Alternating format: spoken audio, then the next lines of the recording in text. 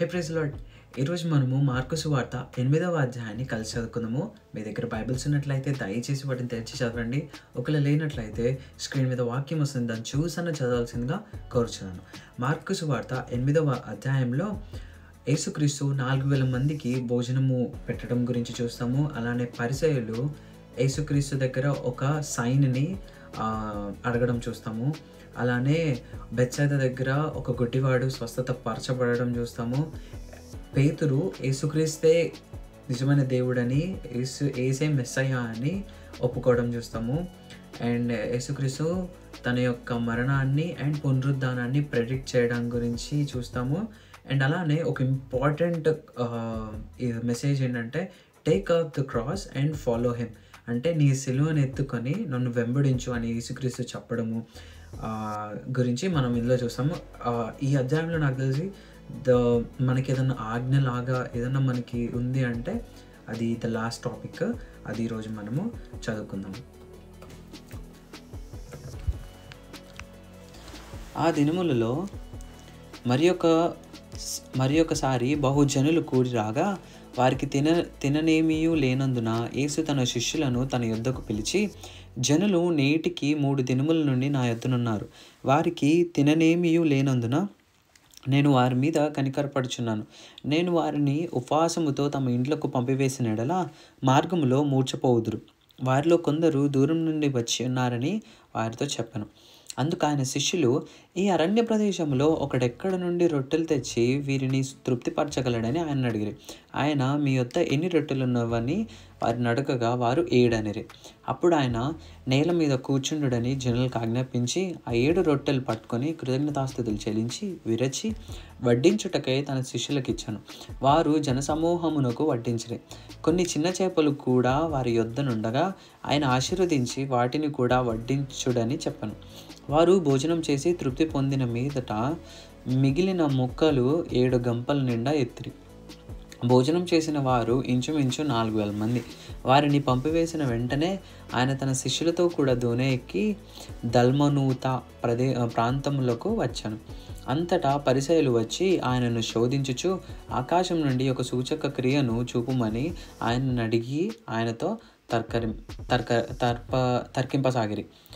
ఆయన ఆత్మయందు పెద్ద నిట్టూర్పు విడిచి, ఈ తరం వారు ఎందుకు సూచక్రియను అడుగుచున్నారు? ఈ తరము నాకు ఏ సూచక క్రియయు అనుగ్రహింపబడదని నిశ్చయంగా మీతో చెప్పుచున్నానని చెప్పి వారిని విడిచి మరలా దోణి ఎక్కి అద్దరికిపోయాను. వారు తినుటకు రొట్టెలు తెచ్చుటకు మరచిరి. దోణిలో వారి యొద్ద ఒక్క రొట్టె తప్ప మరేమీ లేకపోయాను. ఆయన చూచుకొనడి, పరిసయ్యులు పులిసిన పిండిని గూర్చియు హేరోదు పులిసిన పిండిని గూర్చియు జాగ్రత్త పడుడని వారిని హెచ్చరింపగా వారు తమ యొద్ద రొట్టెలు లేవే అని తమలో తాము ఆలోచించుకొనిరి.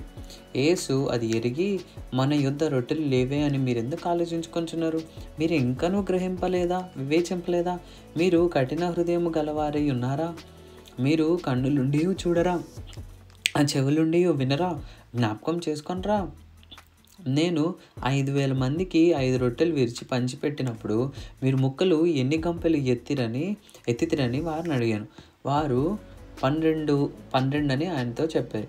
ఆ 4,000 మందికి 7 రొట్టెలు నేను విరిచి పంచిపెట్టినప్పుడు ముక్కలు ఎన్ని గంపల నిండా ఎత్తితిరని ఆయన అడగగా వారు 7 అనిరి. అందుకు ఆయన, మీరు ఇంకనూ గ్రహింపకున్నారా అని అనెను. అంతలో వారు బెత్సైదాకు వచ్చిరి. అప్పుడు అక్కడి వారు ఆయన యొద్దకు ఒక గుడ్డివాని తోడుకొని వచ్చి వాని ముట్టవలనని ఆయనను వేడుకొనిరి.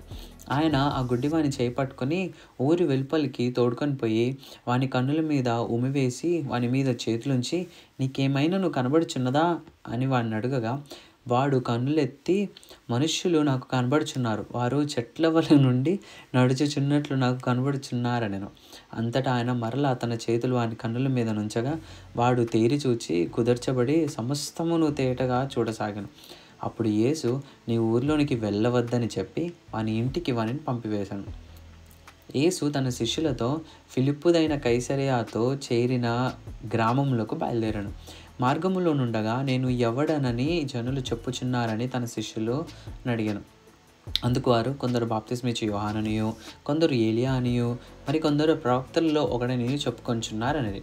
అందుకైనా మీరైతే నేను ఎవడని చెప్పుచున్నారని వారిని అడగగా, పేతురు నీవు క్రీస్తు అని ఆయనతో చెప్పాను. అప్పుడు తనను గూర్చిన ఈ సంగతి ఎవనితోనూ చెప్పవద్దని ఆయన వారికి ఖండితంగా చెప్పాను. మరియు మనుష్య కుమారుడు అనేక హింసలు పొంది పెద్దల చేతను, ప్రధాన యాజకుల చేతను, శాస్త్రుల చేతను ఉపేక్షింపబడి చంపబడి 3 దినములైన తరువాత లేచుట అగత్యమని ఆయన వారికి బోధింపనారంభించెను. ఆయన ఈ మాట బహిరంగంగా చెప్పెను. పేతురు ఆయన చేయి పట్టుకొని ఆయనను గద్దింపసాగాను. అందుకైన తన శిష్యుల వైపు తిరిగి వారిని చూచి, సాతానా, నా వెనుకకు పొమ్ము, నీవు మనుషుల సంగతులను మనస్కరించుచున్నావు గాని దేవుని సంగతులను మనస్కరింపకున్నావని పేతురును గద్దించాను. అంతటా ఆయన తన శిష్యులను జనసమూహమును తన యొద్దకు పిలిచి, నన్ను వెంబడింపగోరువాడు తన్ను తాను ఉపేక్షించుకొని తన శిలువనెత్తుకొని నన్ను వెంబడింపవలను. తన ప్రాణమును రక్షించుకొనగోరువాడు దాన్ని పోగొట్టుకొనును. నా నిమిత్తమును సువార్త నిమిత్తమును తన ప్రాణమును పోగొట్టుకునివాడు దాన్ని రక్షించుకొనును. ఒకడు సర్వలోకమును సంపాదించుకొని తన ప్రాణమును పోగొట్టుకొనిట మనకేం ప్రయోజనము? మనుష్యుడు తన ప్రాణమునకు ప్రతిగా ఏమి ఇయ్యగలుగును? వ్యభిచారమును పాపమును చేయు ఈ తరము వారిలో నన్ను గూర్చి నా మాటలను గూర్చి సిగ్గుపడు వాడెవడో వానిని గూర్చి మనుష్య కుమారుడు తన తండ్రి మహిమ గలవాడే పరిశుద్ధ దూతలతో కూడా వచ్చినప్పుడు సిగ్గుపడునని చెప్పను. దేవుడిచ్చిన ఈ వాక్యం దీవించును గాక. ఆమేన్.